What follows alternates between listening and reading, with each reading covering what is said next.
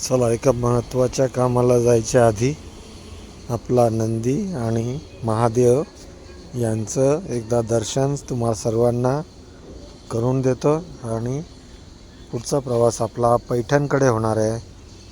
पैठणमध्ये आपले काही महत्त्वाचे काम आहे, ते यशस्वी होऊ दे अशी आपण त्यांना प्रार्थना करूया. आज महादेवाच्या मंदिरात इथे गूळ, हरभऱ्याची डाळ, साखर, गूळ असं प्रसाद ठेवलेला आहे आणि सुंदर फुलांनी त्याला सजवलेलं आहे. आणि इथे धोत्र्याची फुलं, वरती पाणी आणि ह्या पाण्याचं इथे थेंब थेंब गळणारं हे दृश्य आपल्याला बघता येईल. आणि असाच महादेव तुम्हा सर्वांना प्रसन्न राहो अशी आपल्या छोट्या मंदिराची सुरुवात मागच्या 2 वर्षापासून आपण थोडे प्रयत्न करून इथे बनवलेलं आहे.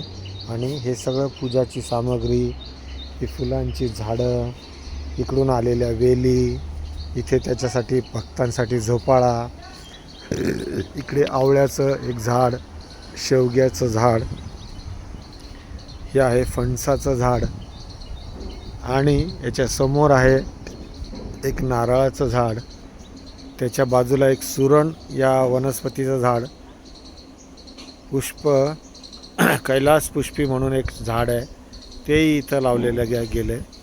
आणि इथे आपले मनी प्लांटचे काही झाडं आणि पांढऱ्या फुलांची झाडं, असा या मंदिराला आता एक देखणं स्वरूप यायला सुरुवात झाली आहे.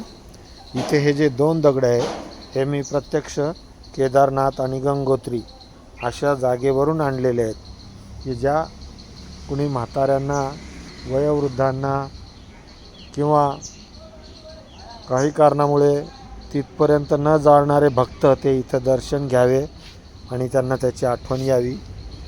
अशा पद्धतीने इथे काही वृक्षवल्ली आहे, ज्यांना आम्ही बकेटमध्ये, छोट्या खराब झालेल्या जारमध्ये, बरण्यांमध्ये, कुंड्यांमध्ये आणि अशा मोठ्या ह्या काही पाण्याच्या टाक्यांना कापून त्याच्या कुंड्या बनवलेल्या आहेत आणि तिथे फुलांची झाडं लावलेली आहे. सगळ्यात महत्त्वाचं आणि सुंदर दृश्य म्हणजे आता हे उन्हाळा संपवायचे दिवस आहे, पाऊस मात्र येत नाही आहे, पण इथेच पक्ष्यांना पाणी, इथे गायींना पण काही चारा आणि आम्ही भटक्या कुत्र्यांसाठी आणि हे असे मांजरं यांच्यासाठी काही गोष्टी इथे करायचा प्रयत्न करतो आहे.